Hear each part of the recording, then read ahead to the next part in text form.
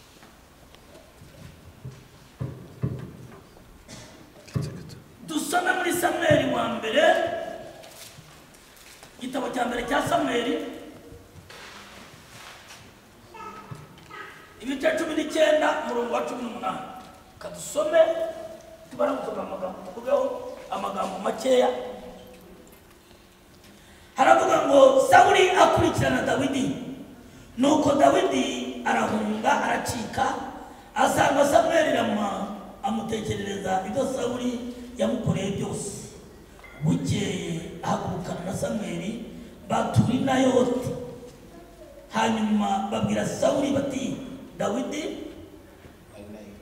ari Nayoti irama Sawuli atuma intumwa gufata Dawidi zihageze zisanga umutwe w'abahanuzi bahanura Samweli ahagaze aho nk'umutware wabo maze umwuka w'Imana aza kuri ku ntumwa za Sawuli nazo zirahanura Yesu ashimwe naturiye amagambo mbabwira ngo turashaka kureba imbaraga z'amasengesho Yesu ashimwe cyane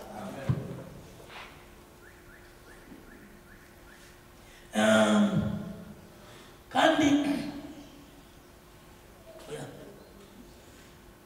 ati ari nayo tirama Sawuli atuma intumwa gufata Dawidi zihageze zisanga umutwe w'abahanuzi bahanura Samweli ahagaze aho umutware wabo maze umwuka w'Imana aza ku ntumwa nazo zirahanura Sawuli nawe yongera bayibwiye Sawuli ariko sibyo biki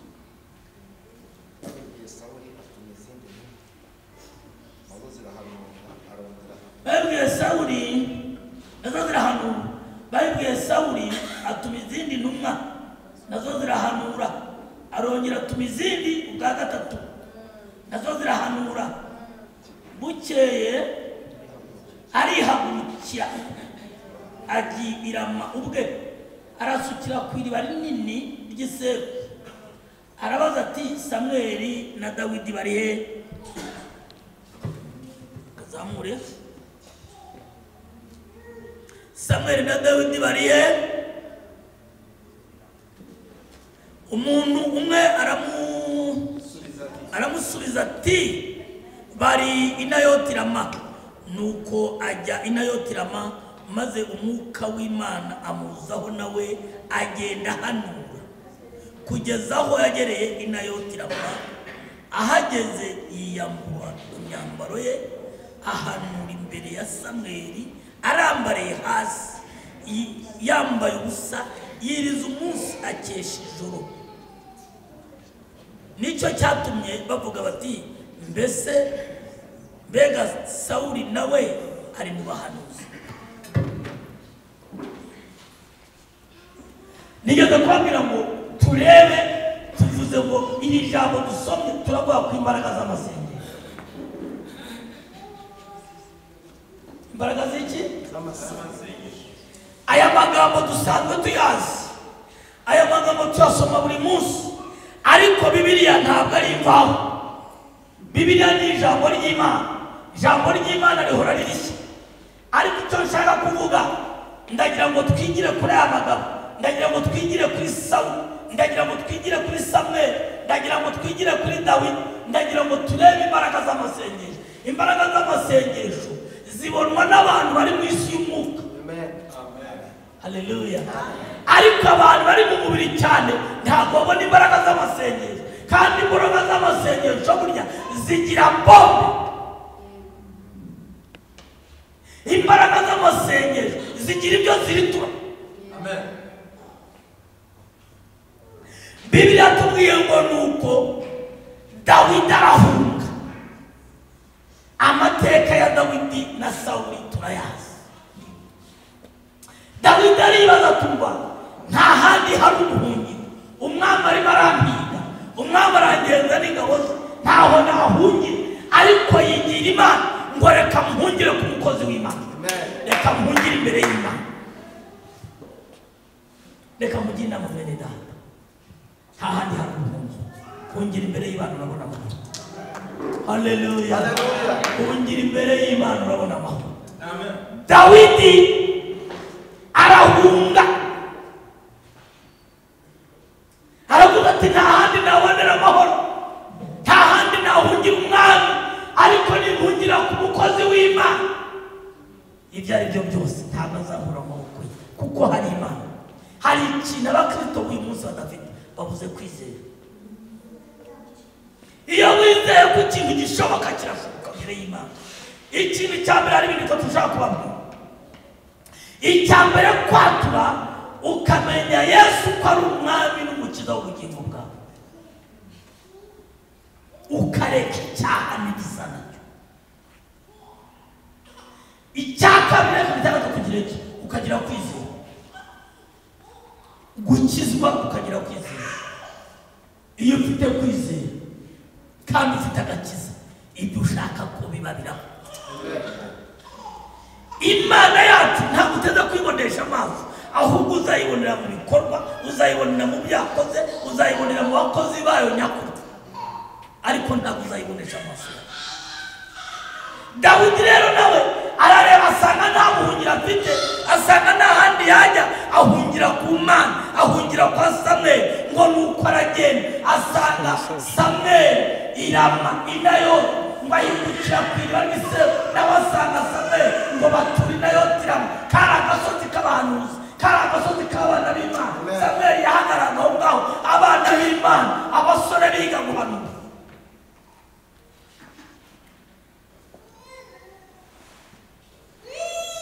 Samweli ngo abagaho bahagaze imbere y'umutware wabo, arimo kureba ngo mbese aba barakitse, aba bamaze kuba abahanuzi nyakuri cyangwa baracyari abana mu gakiza. Reka turore, yari umutoza wabo bana. Twavuze mu mbaraga z'amasengesho. Sawuli umwami atuma bajya gufata Dawidi, atuma ingabo ziragiye, zigeze kuri ka gasozi zisanga Samweli yihagarariye. Abahanuzi bahanuye, umwuka w'Imana baza nabo babahanuye. Turasubiye bose, umva imbaraga z'amasengesho. Ntabwo Samweli yari afite ubushobozi butuka umwami, ntabwo Samweli yari afite amafaranga bahaye, ntabwo Samweli yari afite ibiryo by'ubwami bw'Imana, nta bindi Samweli yari afite, ariko icyo yari afite ni imbaraga z'umunsi. Amen. Zari zikabonwa na bose. Hari imbaraga zibonwa na bamwe, ariko abandi ntibazibone. Hari imbaraga uriya mwana w'umukobwa tubwiraga, zazi ziraho zisunikira. Iyo wamaze gusunikirwamo uhinduka icyaremwe gishya. Amen. Ariko ikibazo genda umukristo nzahora ndiwe mu bintu byose ngeze unakavuga ngo ni umukristo n'amakono yacu ariko icyo nshaka kukubwira uri umukristo koko urahamya icyo Imana yatubwiraga ni uguhamya uri umukristo wese ute uyu munsi urahamya Dawidi yarahamye agira ahahungira mbese wo ubuhungiro bwawe uyu munsi n'ubuhe reka nkubwire ntacyo sobanura yakumarira ntacyo negosenge yakumarira ntacyo babyara bayagukorera ariko Uwiteka Imana mu gihugu cyo mu ijuru iyo mwishingikirije hari ukundi kumera reka nkubwire bakujije idoro Uwiteka niwe byose Dawidi aratuza abo kwa Sawuli abaje kumufata barahanura Sawuli ategereza araheba yohereza abandi bahageze nabo barahanura haleluya nabo barahanura yohereza abandi atatu none yohereza amakomando ahageze nayo arahanura Sawuli atangira ariko Samweli afite gituma n'ingabo zanjye zigahama noneho reka nigireyo ngo umwami arihagurukira Sawuli arihagurukira n'amafarashi ye n'amagare n'imitwe y'ingabo na bateo zimuherekeje zigiye gukora impamvu abantu atuma mahame nayo kandi afite amakuru ko Samweli hari na Dawidi reka njye kubifatira n'ababandi babaye amadezata bafatire wenda barabaguriye ariko reka mbabwire hari imbaraga z'amasengesho hari imbaraga z'amasengesho hari imbaraga zitubatura Yesu ashimwe haleluya hari imbaraga zitubatura uriya mubyeyi ufite umwana hari imbaraga zijya zibatura zigakubokana ne mu muryango zikayisenya iyo wemeye guhagarara imbere y'umwana udatinyuka muhamya Yesu yarakwanditse Yesu ashimwe haleluya ngo Sawuli arihagurukira ubwe ajyanye n'ingabo ze ajyanye n'abasirikare benshi ajyanye igitero ateye kwa Samweli ariko kwa Samweli ntiyatera inabadumurikiye hari ahantu hadaterwa hari ahantu hadaterwa hari isi idaterwa Yesu ashimwe cyane ngo aragiye aya magambo meze mukunda kuyasoma murayazi ngo aragenda ngo ageze ku Giseko watangira kwirusa umuntu baramubwira atari ko uri guvunika turi bari hari na yotirama turi bari hari urahabasanga Samweli nari areba zana hoze zihano ese n'abasirikare bandi natuje bati nabo ni hoba uri se buri abahiki tari ko barambu Sawuli rakatije ragiye haleluya amen reka mubwire ntabwo bazi icyo barwana nacyo iyo wamenyaga ikikugenza nawe ukakibwira ngo ca ubundi mu butware bwa data turategeka Yesu ashimwe cyane haleluya haleluya haleluya hari imbaraga hari izindi mbaraga abantu batarebesha amaso ngo ni uko hageze yahamwe no kuhagera akubise amaso ngo ageze inayotiramo hageze agikubita amaso Samweli imbaraga z'umwuka wera zimuzaho akibonesha Samweli amaso Samweli nabonye imbaraga z'umwuka wera zimuzaho wese Sawuli ntabwo yahamye nk'abandi ngo yabanje yambara ubusa umwana arangije yigaragura hasi Bibiliya ntabwo yongera cyangwa umugabane ngo ahubwo yiyiza uwo munsi akesheje uragihamya iharira aho ngaho hari imbaraga z'Imana katuzamureka tukibona hari imbaraga z'amasengesho Samweli yarasenga Dawidi yarasenga imbaraga z'amasengesho zirahinduka Yesu ashimwe cyane imbaraga z'amasengesho zirahinduka zihindura ibyanze guhinduka zihindura ibinaniranye zihindura ibikomeye zihindura ibyananiye abandi ariko imbaraga z'amasengesho zirahinduka reka dusenge Imana tugiye gusenga Imana ni umwanya muto nari ifite njyanye umwana kwa muganga Imana y'inkomere zo tuzakora igitabo mutaha ariko nubwo nshaka kuvuga imbaraga z'amasengesho kugira ngo twumve imbaraga z'amasengero. Iyo twamaze kubona imbaraga z'amasengero, ibintu byose birashoboka. Imbaraga z'amasengero, ibintu byose birahinduka. Imbaraga z'amasengero zikiza uburwayi abana baganga batabona. Imbaraga z'amasengero Yesu ashimwe cyane. Imbaraga z'amasengero zihindura ubuzima bwawe. Imbaraga z'amasengero zubaka urugo rutari kubakwa. Imbaraga z'amasengesho zikugira utari kubaho. Imbaraga z'amasengesho zikwicanya n'ibikomangoma wari woroheje. Imbaraga z'amasengesho zirakuzamura.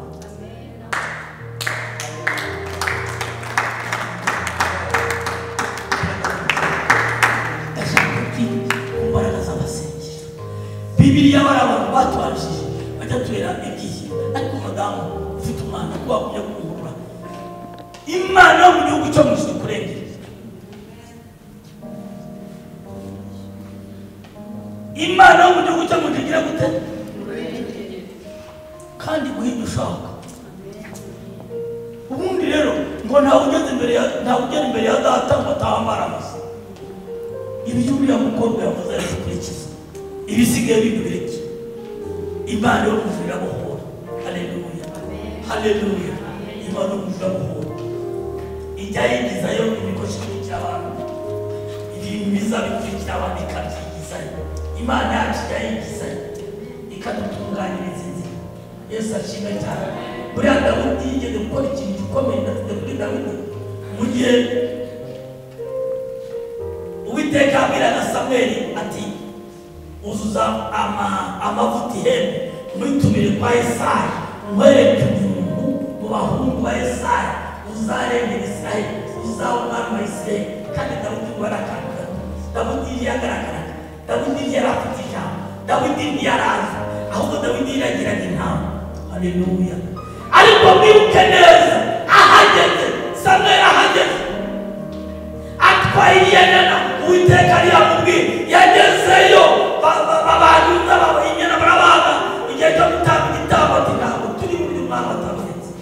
Yesu yazana abahungu be bose icyo nagambiriye kwigisha. Ayo magambo twese turayazi bose baca imbere Samweli arabahaga.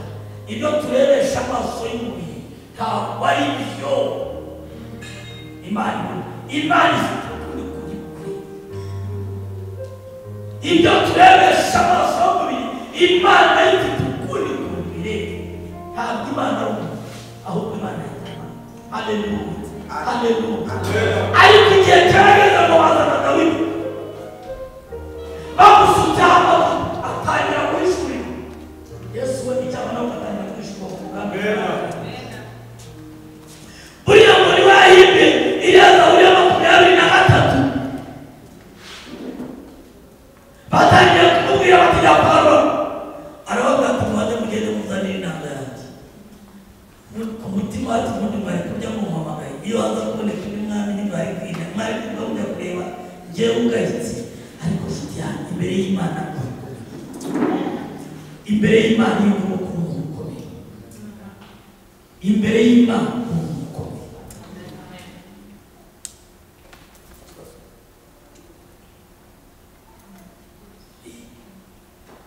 Uwiteka aragikiza twahana neza nanze kubijya hariya. Haleluya. Ariko hari Imana ikiza. Iyo tubivuze nk'uko tuvugira gutya aba ari ukwiyamamaza ahubwo data ntiyamamaza. Data nawe bagiye gukorera icyo kintu. Yesu ashimwe cyane. Haleluya. Reka mubwire umwe imiti.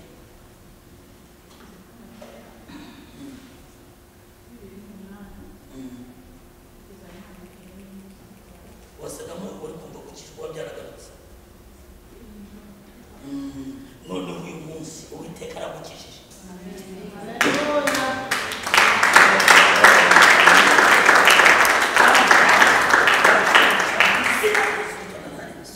Ntabwo muzi nanjye muzi ariko Uwiteka aragukijije kubera iteraniro waje nkigera aho nabwiye umuntu mbano hakuka Imana hari impamvu nahamagaraga Yesu twahamagara uwo ni ugukijije. Ntabwo ariko urakize mu izina rya Yesu. Umukino gikomeye rero bati Dawidi jya kwa Botoya mubaze muzanire inanga yanjye.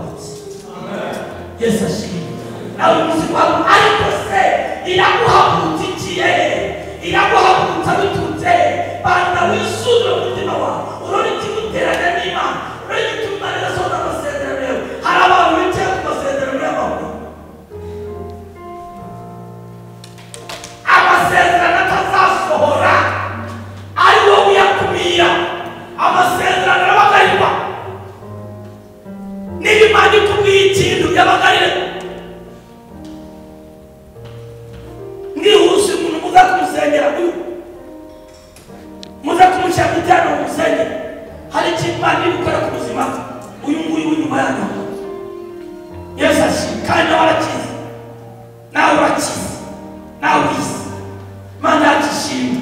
Haleluya.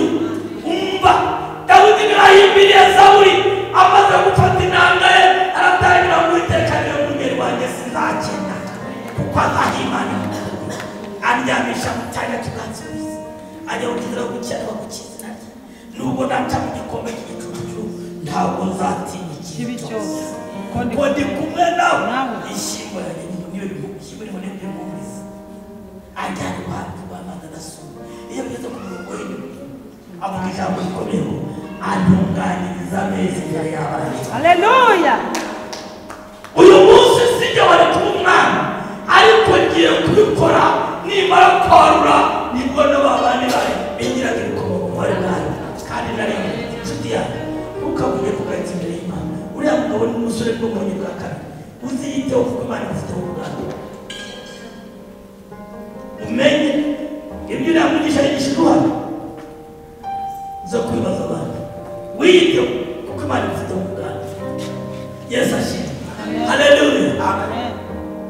Umwanzi ibihe n'amasaha igihe sihashika ariko ndabakunda. Amen.